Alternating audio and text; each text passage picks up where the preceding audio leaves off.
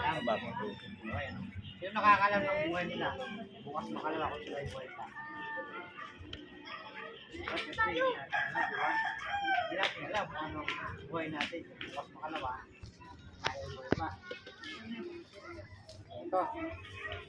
Kaya sabi dito, nalitulad tayo ng naniniwala ba kayo itong Bible ay salita ng Panginoon? So, ayan. So, sabi dito, sino ang naniniwala tayo makasalanan? Sino ba?